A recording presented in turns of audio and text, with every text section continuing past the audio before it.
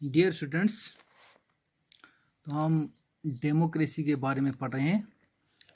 हमने इससे पहले भी डिस्कस किया कि डेमोक्रेसी कैसे आई, किस मुल्क में कैसे आई, तो डेमोक्रेसी में कौन कौन सी चीज़ें अहम होती हैं।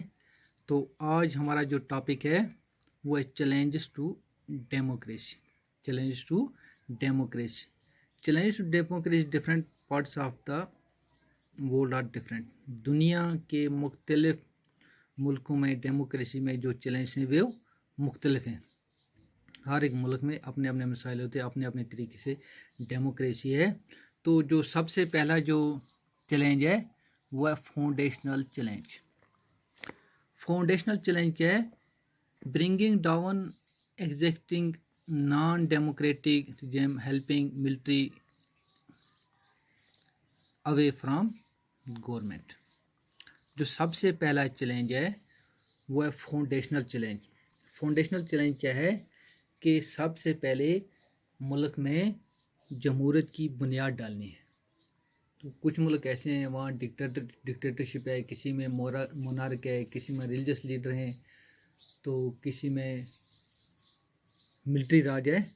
तो सबसे पहले क्या करना है, किसी भी मुल्क में उन चीज़ों को हटाना है, तो इसकी डेमोक्रेसी की बुनियाद रखनी है। तो ये सबसे पहला चैलेंज है।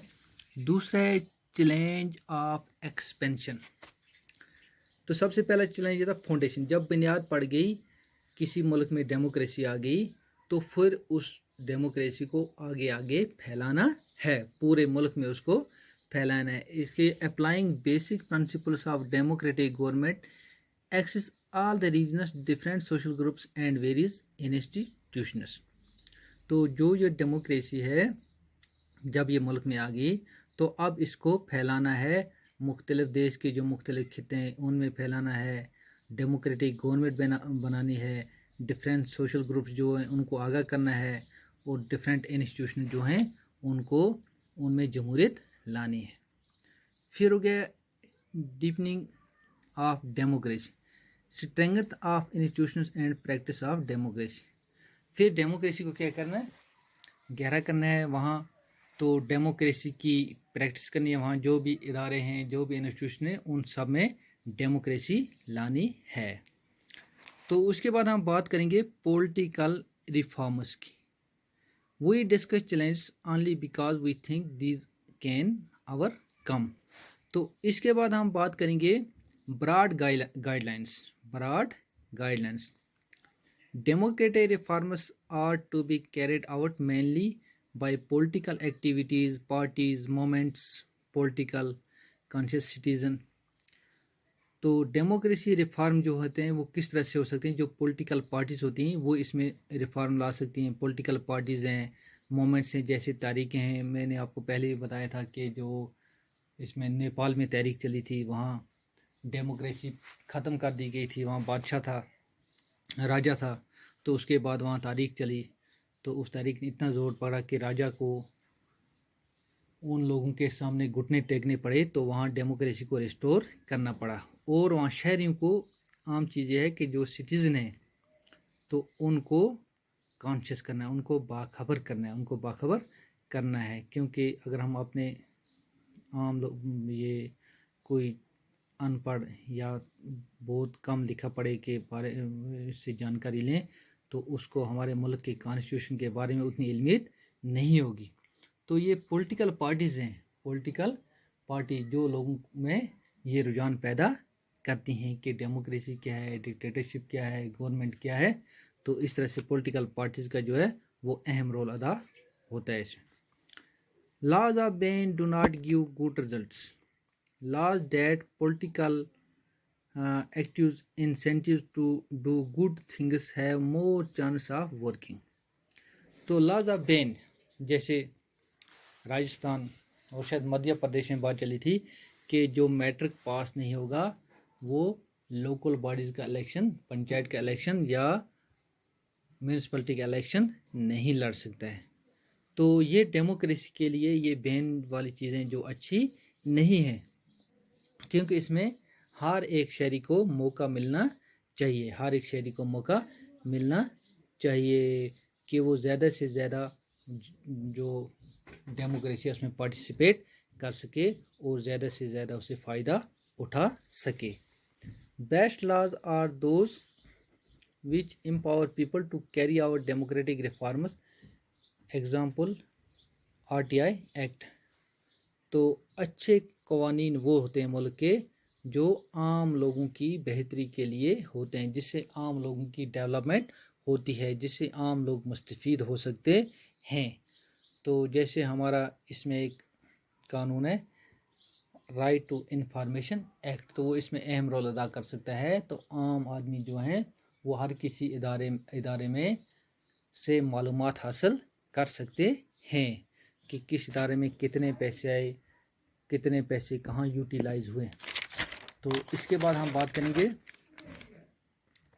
مین focus of political reforms should be ways to strengthen democracy practice, improve quality of participants.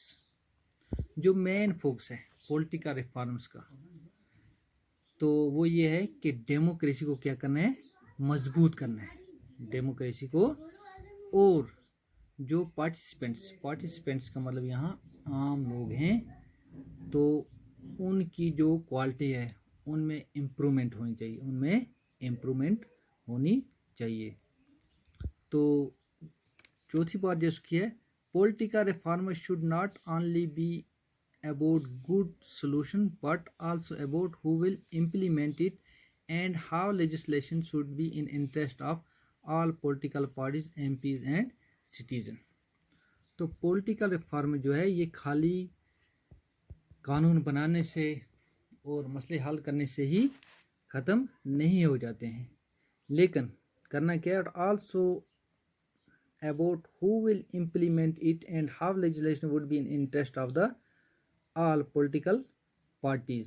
تو جب الیکشن ہو جاتے ہیں جو پارٹی میجارٹی میں آ جاتی ہے تو وہ اپنی منمانی نہیں کرے گی، بلکہ وہ جو عام لوگوں کے جو ہندوستان کا کانسٹیٹیوشن ہے، کانسٹیٹیوشن کے دائرے میں رہ کے کام کرے گی اور عام لوگوں کے لیے کام کرے گی. یہ نہ وہ خود اپنی منمانی چلائیں گے، اپنی پارٹی کی چلائیں گے، تو ایسا نہیں ہے. Redefining democracy. Democracy is a form of government in which rulers are elected by people. یہ تو ہمیں پہلے پڑھا کہ democracy is a form of government in which rulers are elected by people. اس میں ابراہیم لنکن نے بڑا اچھا ہی بولا تھا کہ democracy is of the people, for the people, by the people. تو اس میں rulers elected by people must take all major decisions. تو جو بھی یہ رولر چنے جاتے ہیں وہی سب قانون بنائے. اس میں وجہ یہ بیک گراؤنڈ یہ اس میں کہ بہت ساری پارٹی جو ہوتی ہیں ان کو الیکشن لڑنے کے لیے فنڈز کی ضرورت پڑتی ہے. تو جو بڑے بڑے انڈسٹریلسٹ ہوتے ہیں وہ ان پارٹیز کو کیا کرتے ہیں، مدد فراہم کرتے ہیں. پھر جب وہ پارٹی پاور میں آ جاتی ہے تو وہ اپنا کام نکالتے ہیں، تو وہ پھر پارٹی پہ بھاری ہو جاتے ہیں، تو rulers elected by people must take all major decision. وہی election must offer fair choice to change current rulers. تو الیکشن جو ہیں وہ فیئر ہونے چاہیے. فیئر کا مطلب یہ کہ ان میں کوئی دھاندلی نہیں ہونی چاہیے، اور رولرز جو ہیں وہ چینج ہونے چاہیے. جیسے آپ کو پتہ ہے پہلے کانگریس تھی، پھر بی جے پی آئی، اس کے بعد آج بی جے پی پھر ہے. پتہ نہیں اگلی بار 5 سال میں کون سی حکومت آئے گی. تو یہ ڈیموکریسی کا ایک ایجنڈا ہے. Choices and opportunity should be available to all people on equal base.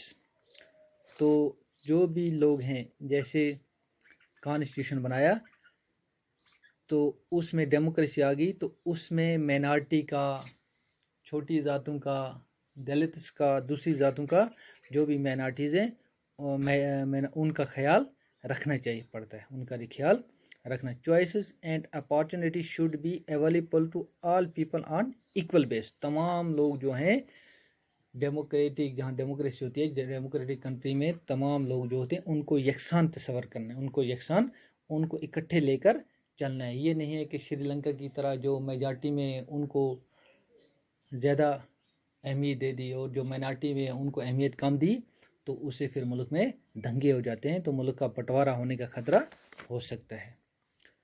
Government must be limited by rulers of constitution.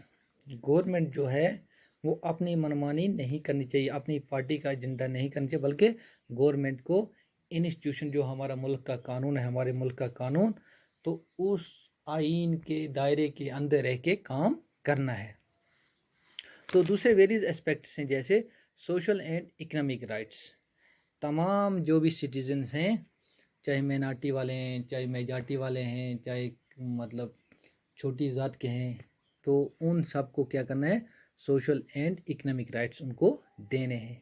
Power sharing as a spirit of democracy. Power sharing میں نے آپ کو پہلے بھی پڑھایا ہے, تو پاور شیئرنگ جو ہے وہ ڈیموکریسی کی ایک روح ہے. تو میجارٹی پلس مائنارٹی وائس, تو جو بھی ڈیموکریٹک گورنمنٹ ہوتی ہے وہ مائنارٹی اور میجارٹی دونوں کو ساتھ لے کر چلتی ہے, تب بھی ملک کی ترقی ہوتی ہے, تو ملک آگے بڑھتا ہے. اگر کسی ایک طبقے کو زیادہ مراد دی جاتی ہیں تو اس کا مطلب یہ ہوتا ہے کہ اس ملک میں پھر ڈیموکریسی نہیں رہتی ہے, بلکہ دنگے فساد شروع ہو جاتے ہیں. ایلیمینیٹنگ ڈسکرمنیشن, جو ذات پر جو یہ فرق ڈسکرمنیٹ کاسٹ کی بنیاد پر کیے جاتے ہیں, ریلیجن کی, جنڈر کی بنیاد پر, تو وہ ختم کرنے ہیں. تو اس طرح سے یہ ہمارا جو آج کا 8واں چیپٹر تھا, تو یہ 8 چیپٹر ہمارے ختم ہو